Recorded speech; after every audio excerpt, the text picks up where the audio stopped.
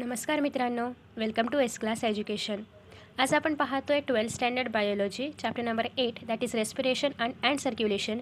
या चॅप्टरमधले कोणते असे क्वेश्चन्स आहेत जे बोर्ड परीक्षेला येऊ शकतात. So let us start. सगळ्यात पहिल्यांदा यामध्ये तुम्हाला रेस्पिरेशन म्हणजे काय आणि त्याची रिॲक्शन पाहायला मिळते हे करायचं आहे. 1 to 2 मार्क्सला येऊ शकतं.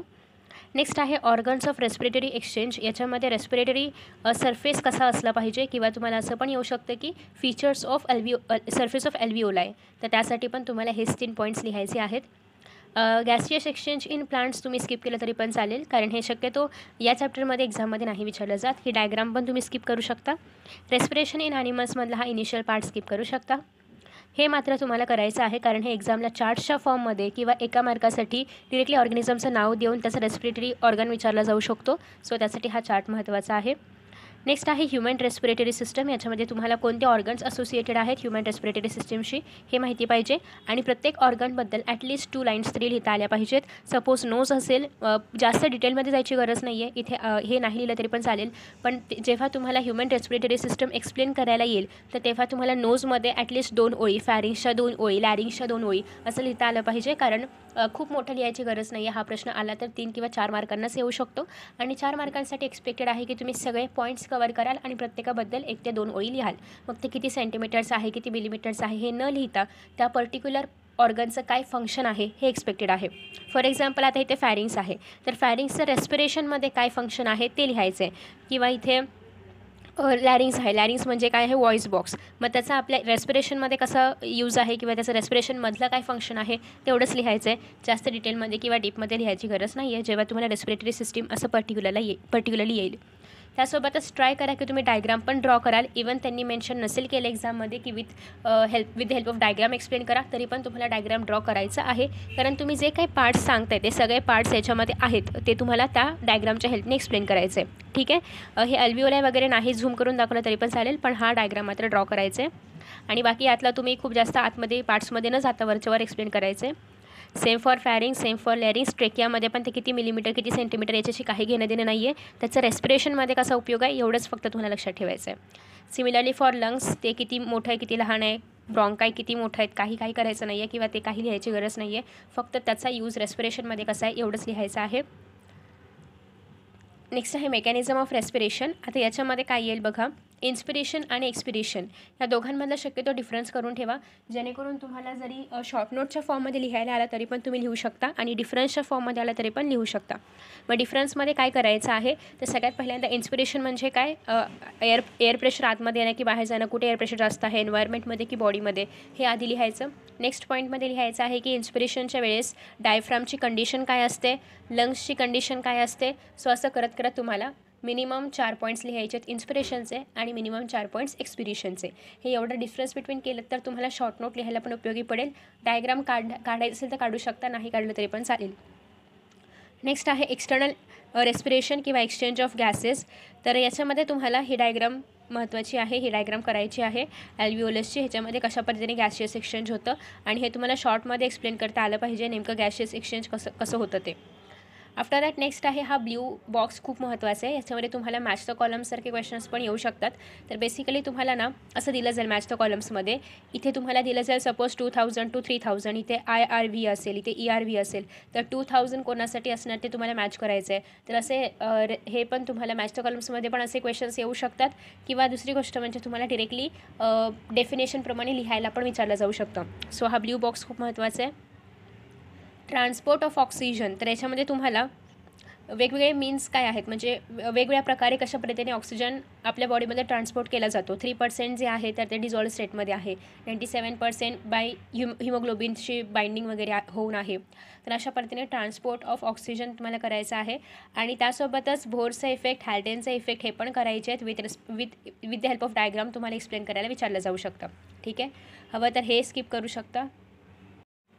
आफ्टर दॅट नेक्स्ट आहे transport of carbon dioxide. Similarly हे पण तुम्हाला एक्झाममध्ये विचारलं जाऊ शकतं. याचे डायग्राम करायची गरज नाही आहे. ठीक आहे, हे डायग्राम वगैरे तुम्ही स्किप करू शकता. आणि क्लोराईड शिफ्ट कोणत्या इफेक्टने दाखवलं जातं किंवा कोणता फिनोमिना आहे हे तुम्हाला MCQमध्ये येऊ शकतं. आय थिंक 2022 की 2023ला आलं होतं हे. सो त्याच्यामुळे हे पण नक्की करायचं आहे. तुम्हाला हॅम्बर्गर्स इफेक्ट एक्सप्लेन करा असं पण प्रश्न येऊ शकतो. ह्या 2 डायग्राम्स स्किप केल्या तरी पण चालतील. त्याच्यानंतर नेक्स्ट आहे सेल्युलर रेस्पिरेशन. सेल्युलर रेस्पिरेशनमध्ये तुम्ही हे स्किप करू शकता. नेक्स्ट आहे रेग्युलेशन ऑफ ब्रीदिंग. तर याच्यामध्ये पॉन्ड्स आणि मेड्युला कशा पद्धतीने हेल्प करतं ब्रीदिंगसाठी किंवा फंक्शन काय आहे पॉन्ड्स आणि मेड्युलाचं, तर ते तुम्हाला दोन्ही पण इथे बघायला मिळेल. सो यातून तुम्हाला ते फंक्शन्स करायचे आहेत. ठीक आहे, दोघांचे फक्त सेपरेटली फंक्शन्स करा, पॉन्ड्स आणि मेड्युलाचे विथ रेस्पेक्ट टू रेस्पिरेशन काय फंक्शन आहे त्यांचं. ठीक आहे. त्याच्यानंतर respiratory movements you can skip.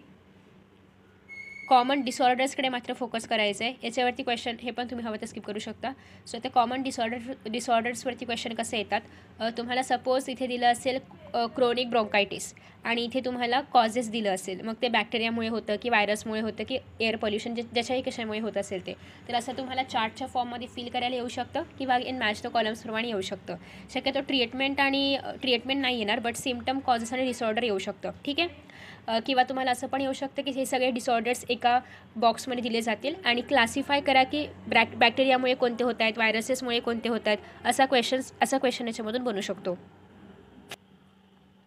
त्यासोबतच असं पण दिलं जाईल की तुम्हाला सिम्पटम्स दिले जातील, कॉजेस दिले जातील आणि आयडेंटिफाय करा की डिसीज कोणता आहे. तर अशा प्रकारचे खूप मोठ्या प्रमाणामध्ये व्हेरिएशन इथे बनू शकतं आणि तसे प्रश्न तयार होऊ शकतात. नेक्स्ट आहे आर्टिफिशियल व्हेंटिलेशन. स्किप केलं तरी पण चालेल. व्हेंटिलेटर पण स्किप केलं तरी पण चालेल, कारण हे PYQsमध्ये नाही आहे, त्याच्यामुळे चान्सेस कमी आहेत की ते तुमच्या एक्झामला विचारलं जाईल. नेक्स्ट आहे हे पण तसं तुम्ही स्किप करू शकता, कारण याच्यामधले हे क्वेश्चन्स एक्झाममध्ये नाही विचारले गेले त्याच्या आधी. सो ऑलमोस्ट हे पूर्ण पान एकदा वाचा तुम्हाला वेळ असेल तर, पण अगदीच तुम्ही खूप जास्त लास्ट मोमेंटला हा व्हिडिओ पाहताय तर तुम्ही हे पान स्किप करू शकता. नेक्स्ट आहे सर्क्युलेशन इन ॲनिमल्स.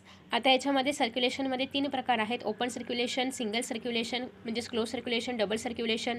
ठीक आहे. सो बेसिकली तुम्हाला काय लक्षात ठेवायचं आहे बघा, याच्यामधलं म्हणजे सपोज ओपन सर्क्युलेशन असेल तर त्याचे जे काय 1 ते 2 फीचर्स लक्षात ठेवा. ओपन सर्क्युलेशनमध्ये मेन फीचर्स काय आहेत आणि हे कोणत्या ऑर्गॅनिझम्समध्ये पाहायला मिळतात. ठीक आहे. फक्त जास्त करायची गरज नाही आहे. याच्यामध्ये एक मेन फीचर्स काय आहेत, वेसल्स प्रेझेंट असतात का, हार्ट प्रेझेंट असतं का, आणि मग जर ओपन सर्क्युलेटरी सिस्टीम असेल तर ब्लड कुठे प्रेझेंट असतं, कॅव्हिटीजमध्ये वगैरे असतं का. तर हे फक्त तुम्हाला करायचं आहे 2 ते 3 ओळींचं आणि एक त्याचं एक्झाम्पल, एखाद दुसरं एक्झाम्पल. ठीक आहे. आफ्टर दॅट नेक्स्ट आहे क्लोज सर्क्युलेशनमध्ये पण तेच, कारण तुम्हाला ओपन आणि क्लोजचा डिफरन्स येऊ शकतो, त्याच्यामुळे तुम्हाला हे दोन्ही करायचं आहे. सिंगल सर्क्युलेशन स्किप केलं तरी पण चालेल. नेक्स्ट आहे double circulation. 1 minute, single circulation पूर्ण स्किप करा, बट हे तुम्हाला गिव्ह द रिझन्समध्ये विचारलं जाऊ शकतं की व्हीनस हार्ट आपण म्हणतो फिशच्या हार्टला, तर असं का आहे, तर हे मात्र तुम्ही गिव्ह द रिझन करा. डबल सर्क्युलेशनमध्ये हा डायग्राम खूप महत्त्वाचा आहे. 2022 की 21ला कधीतरी येऊन गेलेला आहे हा डायग्राम. याच्यामध्ये खूप सारे असे ब्लँक्स असतात आणि तुम्हाला ते फिल करायचं असतं. ठीक आहे. सो तुम्हाला जर हार्ट एक प्रॉपर काम कसं करतं हे कळलं तर तुम्ही हे डायग्राम आरामात फिल करू शकता. हे जे आहे डाटा हा तुम्ही स्किप केला तरी पण चालेल. ठीक आहे. हे पण स्किप करू शकता, हे पण स्किप करू शकता, हा चार्ट खालचा. त्याच्यानंतर आहे फॉर्म्ड एलिमेंट्स. हे पण स्किप करू शकता, कारण हे थोडंसं जनरल गोष्टी आहेत ज्या तुम्हाला नीटमध्ये वगैरे येऊ शकतात, थोडं डीपमध्ये, जे की NCERTमध्ये आहे ते, पण बोर्ड्सला शक्यतो नाही येणार. रेड ब्लड सेल्स इरिथ्रोसाइट्सवरती डायरेक्ट डिफाईन करा किंवा शॉर्ट नोट लिहा वगैरे असं येतं, तर तेव्हा तुम्हाला हा डाटा लिहायची गरज नाही आहे. फक्त त्याचा जो लाईफ स्पॅन आहे तो किती आहे, त्याला आपण इरिथ्रोसाइट्स म्हणजे रेड का आहेत ते, तर हिमोग्लोबिन प्रेझेंट असल्यामुळे असेल, किंवा त्याचा एक शेप कसा आहे, ते बाय कॉन्केव्ह आहे की बाय कॉन्वेक्स आहे, त्याच्या फॉर्मेशनला आपण काय म्हणतो, किंवा त्याचं ते डिस्ट्रॉय कसे होतात, ग्रेवयार्डमध्ये वगैरे जाऊन कसे डिस्ट्रॉय होतात हे सांगणं एक्सपेक्टेड आहे. त्याचं जर नंबर जास्त झाला तर कुठला डिसीज होतो, नंबर कमी झाला तर कुठला डिसीज होतो. ठीक आहे. सो बेसिकली हे पूर्ण जेव्हा तुम्हाला इरिथ्रोसाइट्सवरती लिहायला येईल तेव्हा तुम्हाला हे पूर्ण करायचं आहे. यातले अगदी मेन टॉपिक्स घेऊन तुम्ही 6 पॉईंट्स लक्षात ठेवू शकता. ठीक आहे. त्याच्यानंतर हे स्किप केलं तरी पण चालेल खालचं, फक्त वरचं तुम्हाला 6 पॉईंट्स लक्षात ठेवायचे आहेत इरिथ्रोसाइट्सबद्दल. हा पूर्ण जो आपला ब्ल्यू बॉक्स आहे हा तुम्ही स्किप करू शकता. नेक्स्ट आहे व्हाईट ब्लड सेल्स. आता व्हाईट ब्लड सेल्समध्ये ह्याचे टाईप्स करायचे आहेत. ल्युकेमिया काय असतं, ल्युकोपेनिया काय असतं, ल्युकोसायटोसिस काय असतं, हे टर्म्स तुम्हाला माहिती पाहिजेत, कारण हे एक्सप्लेन द टर्म्समध्ये येऊ शकतं. आता टाईप्स ऑफ WBCमध्ये सगळे जे टाईप्स आहेत, ग्रॅन्युलोसाइट्स असतील किंवा सगळे एग्रॅन्युलोसाइट्स असतील, सगळ्यांबद्दल तुम्हाला माहिती असली पाहिजे. खूप जास्त डिटेलमध्ये नाही, पण वरच्यावर माहिती असली पाहिजे, कारण तुम्हाला हे डिरेक्टली एक्सप्लेन करायला येतं 4 मार्क्ससाठी. किंवा असा डायग्राम दिला जातो आणि एकतर पहिली गोष्ट म्हणजे नावं दिली जात नाहीत.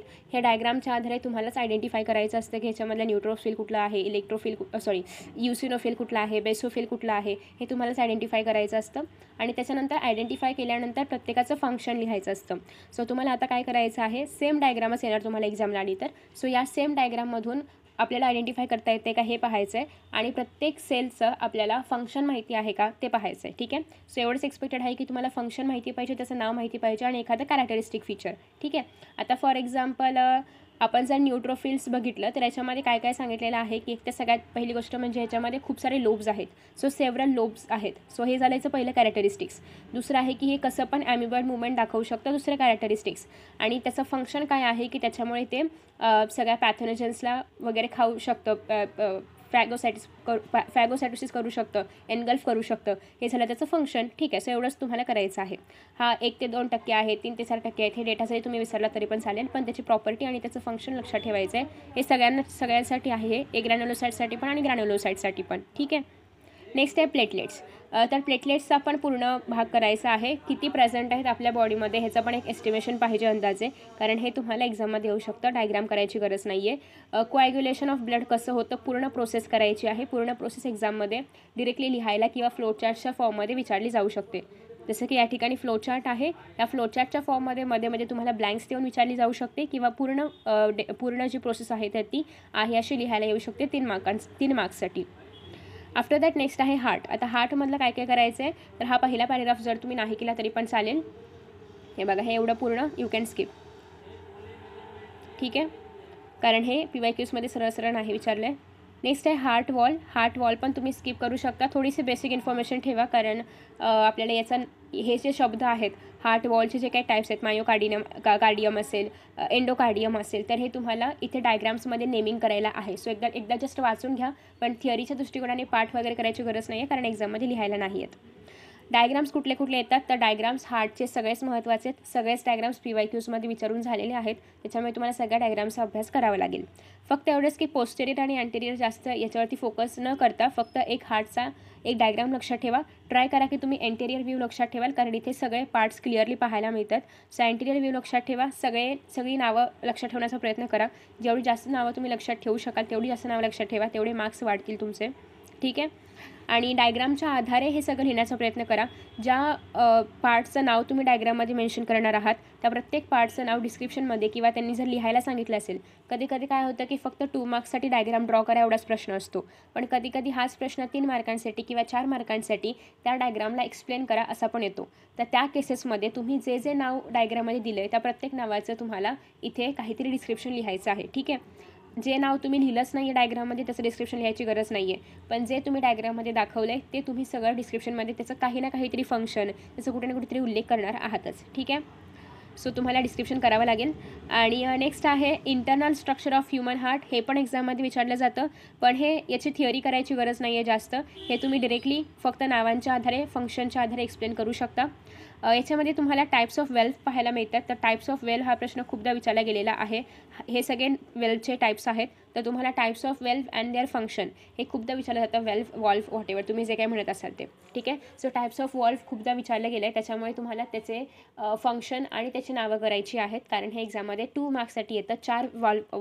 4 वॉल्फ आहेत आपल्याकडे. ठीक आहे. त्याच्यानंतर नेक्स्ट वेंट्रिकल्स वगैरे खूप जास्त करायची गरज नाही आहे. डिरेक्टली तुम्ही फक्त त्याचं फंक्शन काय आहे सर्क्युलेशनमध्ये एवढं लक्षात ठेवू शकता. दुसरी गोष्ट म्हणजे वेंट्रिकल्स आणि ॲट्रिया यांचा डिफरन्स बिटवीन करायचा आहे. हा एक्झाममध्ये येतो. हे खूप जास्त डीपमध्ये जायची गरज नाही आहे. फोसा ओव्हॅलिस कुठला आहे, फोरॅमन ओव्हॅलिस कुठला आहे हे न करता फक्त वरच्यावर हे ॲट्रिया आहे, हे वेंट्रिकल आहे. 2 असतात, 2 वेंट्रिकल असतात, त्यांच्यामधून एक ॲट्रिओ वेंट्रिक्युलर सेप्टम जातो. एवढ्या डिटेलमध्ये एवढं सांगायचं, जास्त डिटेलमध्ये जायची गरज नाही आहे. ठीक आहे. त्याच्यानंतर नेक्स्ट आहे कार्डियक आउटपुट म्हणजे काय, स्ट्रोक व्हॉल्यूम म्हणजे काय हे तुम्हाला माहिती पाहिजे. हे define the term, explain the टर्ममध्ये विचारले जातात. 2023मध्ये हा प्रश्न आला होता डायग्राम ड्रॉ करायला. सो ह्याची पण प्रॅक्टिस करा. फक्त ड्रॉ करायला आलं होतं, एक्सप्लेन करायला नाही. दुसरं एक आहे की गिव्ह द रिझन्समध्ये येतं why heart is called as myogenic, त्याच्यामुळे त्याचं रिझन करायचं आहे. नेक्स्ट आहे कंडक्टिंग सिस्टममध्ये जर कदाचित तुम्हाला हा डायग्राम एक्सप्लेन करायला आला तर नेमके कुठून इम्पल्सेस तयार होतात आणि ते कुठपर्यंत जातात एवढं फक्त शॉर्टकटमध्ये एक्सप्लेन करायचं आहे. ह्या चॅप्टरमध्ये शॉर्टकटमध्येच सगळं करा, जास्त डीपमध्ये जाऊ नका, कारण डीपमध्ये गेला तर खूप डीप आहे. ठीक आहे. सो कंडक्टिंग सिस्टम ऑफ हार्टमध्ये एवढं ठीक आहे, एवढंच तुम्हाला करावं लागेल, जास्त करायची गरज नाही आहे. कार्डियक सायकलमध्ये जस्ट डेफिनेशन करा बस. नेक्स्ट आहे ॲट्रियल सिस्टॉल, यू कॅन स्किप. वेंट्रिक्युलर सिस्टॉलचं पण स्किप केलं तरी पण चालेल डिस्क्रिप्शन. पण हा जो एक हा आहे काय म्हणूया आपण याला डायग्राम आहे, हा तुम्हाला करायचा आहे, कारण याच्यावरती क्वेश्चन्स येऊ शकतात. इथे येऊ शकतं की वेंट्रिक्युलर सिस्टॉल किती टाईमसाठी आहे, तर तुम्हाला या चार्टमध्ये बघूनच लिहायचं आहे. सो ते पाठ करायची गरज नाही आहे. जॉईंट डायस्टॉल कशाला म्हणतो आपण, तर तुम्हाला ते इथेच याच चार्टमध्ये बघायचं आहे आणि मग लिहायचं आहे. ॲट्रिक्युलर सिस्टॉल किती वेळ चालतं, ही सायकल किती सेकंडची आहे. ठीक आहे. नेक्स्ट आहे की VS किती सेकंडसाठी आहे किंवा वेंट्रिकल किती सेकंडसाठी रिलॅक्स्ड आहे. तर असे क्वेश्चन्स तुम्हाला या चार्टच्या किंवा या डायग्रामच्या आधारेच येऊ शकतात. सो फक्त डायग्राम तुम्हाला छापून दिली जाईल, ही पण तुम्हाला मनाने नाही लिहायचे, फक्त ती रीड करता आली पाहिजे. सो ते करण्यासाठी तुम्हाला हे फक्त एकदा रीड करावं लागेल, कारण ॲटलिस्ट तुम्हाला माहिती पाहिजे ना की डायग्राममध्ये काय होतं आहे, लबडब साऊंड कधी येतो, यासाठी हे फक्त रीड करा. बट एक्झाममध्ये हे लिहायला नाही विचारलं जात, डायग्राम फक्त तुम्हाला वाचता आला पाहिजे. कार्डियक आउटपुट हे नंबर्स लक्षात ठेवा, MCQजमध्ये पण विचारले जाऊ शकतात आणि डेफिनेशनसाठी सुद्धा. काय कुठला कलर आहे, पिंक बॉक्स तुम्ही स्किप करू शकता. नेक्स्ट आहे ब्लड वेसल्समध्ये अगेन वेन्स आणि आर्टरीजचा डिफरन्स बिटवीन करायचा आहे, डायग्राम करायची आहे दोघांची पण, 2023च्या पेपरमध्ये आलं होतं. नेक्स्ट आहे कॅपिलरीज करायचे, पल्सेस स्किप करू शकता.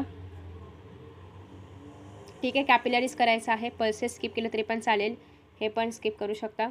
कुठे गेलं, हां. त्याच्यानंतर नेक्स्ट आहे बीपीमध्ये बीपी कशामुळे आहे किंवा बीपी नेमकं काय आहे, ब्लड प्रेशर नेमकं काय आहे हे तुम्हाला डिफाईन करायचं आहे. मग ब्लड प्रेशर किती जास्त झाल्यानंतर त्याला आपण हाय ब्लड प्रेशर म्हणतो, किती कमी झाल्यानंतर त्याला आपण लो ब्लड प्रेशर म्हणतो. ठीक आहे. सो हे तुम्हाला इथून कळेल. आफ्टर दॅट नेक्स्ट आहे ह्युमन्समध्ये बीपी इन्क्रीज होण्याचे काय रिझन्स आहेत, विथ एज आहे काय आहे हे तुम्हाला इथे सांगितलं आहे पूर्ण. सो एवढा पार्ट एक करा, जेणेकरून बीपी कशामुळे इन्क्रीज होतं किंवा चेंजेस कशामुळे होतात हे एक आयडिया मिळेल आणि हे तुम्हाला एक्झाममध्ये लिहायला पण येतं. सो हा पॅरेग्राफ करायचा आहे, बाकी तुम्ही स्किप केलं तरी पण चालेल. चलो नेक्स्ट. बीपी मेजर करण्यासाठी स्पिग्मोमॅनोमीटर यूज करतात, ह्याचं नाव माहिती पाहिजे, बाकी तुम्ही डिस्क्रिप्शन त्याचं स्किप करू शकता. हे काही तुम्हाला ड्रॉ वगैरे करायला नाही येणार, फक्त स्पिग्मोमॅनोमीटर हे नाव लक्षात ठेवा, बीपी मेजर करायला आपण वापरतो. नेक्स्ट आहे what do you mean by hyper tension, हे एक्झामला येऊ शकतं. हायपर टेन्शन कशामुळे होतं आणि ते झाल्यानंतर काय करावं, सो हे सगळं तुम्हाला हायपर टेन्शनमध्ये लिहायचं आहे. CAD पण एक्सप्लेन करायला येऊ शकतं. एन्जिना पेक्टोरिस पण तुम्हाला लिहायला येऊ शकतं, किंवा कधी कधी कसं होईल, एका मार्कासाठी तुम्हाला एन्जिना पेक्टोरिसचं डिस्क्रिप्शन दिलं जाईल आणि तुम्हाला ते ओळखायचं आहे की हे कोणतं डिसीज आहे. ठीक आहे. नेक्स्ट आहे एन्जिओग्राफी, करायची गरज नाही आहे, लिहायला येत नाही. हार्ट ट्रान्सप्लांट पण लिहायला येत नाही. सायलेंट हार्ट अटॅक पण तुम्ही स्किप करू शकता. ठीक आहे. पण तुम्हाला जरी जनरल नॉलेजसाठी इन्फॉर्मेशन हवी असेल तर नक्की रीड करा, खूप सुंदर इन्फॉर्मेशन आहे आणि ह्या सगळ्याबद्दल तुम्ही अवेअर असला पाहिजे. नेक्स्ट आहे इलेक्ट्रोकार्डिओग्राम, याच्यामध्ये तुम्हाला हे जो ग्राफ आहे तर तो वाचता आला पाहिजे, त्यासाठी तुम्हाला ॲटलिस्ट या टर्म्स माहिती पाहिजेत आणि म्हणून हे करायचं आहे. बाकी तुम्हाला डिरेक्टली लिहायला वगैरे विचारलं जात नाही, पण हा ग्राफच्या आधारे तुम्हाला क्वेश्चन्स येऊ शकतात की PRT ही जी वेव आहे तर ही काय रिप्रेझेंट करते, ST सेगमेंट काय रिप्रेझेंट करतो आहे, सिस्टॉल रिप्रेझेंट करतो आहे, डायस्टॉल रिप्रेझेंट करतो आहे, हे तुम्हाला वाचता आलं पाहिजे. ठीक आहे. सो तुम्हाला ग्राफ दिला जाईल, डिस्क्रिप्शन काही लिहायला विचारलं नाही जाणार, ग्राफच्या आधारे तुम्हाला असे 3 ते 4 प्रश्न येतील 3 ते 4 मार्कांसाठी आणि तुम्हाला त्याची उत्तरं लिहायची आहेत. ठीक आहे. लिम्फॅटिक सिस्टम तुम्ही पूर्ण स्किप करू शकता, हा डायग्राम एक्झाममध्ये नाही विचारला जात, हा पण डायग्राम नाही विचारला जात, हा पण नाही विचारला जात. ठीक आहे. सो आय होप तुम्हाला कळलं असेल की एक्झामसाठी काय काय करायचं आहे. सगळे MCQज तुम्ही करणार आहात. हे बघा, ते त्या चार्टमधले प्रश्न असे येऊ शकतात, ऑर्गॅनिझम कोणता आहे आणि त्याचा रेस्पिरेटरी सरफेस कुठला आहे. ठीक आहे. सो अशा प्रकारचे प्रश्न तुम्हाला एक्झाममध्ये येणार आहेत. MCQज सगळे करा आणि मी जेवढं सांगितलेलं आहे चॅप्टरमधलं तेवढंच करू शकता, बाकी जे स्किप करायला सांगितले ते आरामात स्किप करा, कारण ते एक्झाममध्ये शक्यतो नाही विचारलं जात. So thank you so much for watching this video. Best of luck for your exams and bye.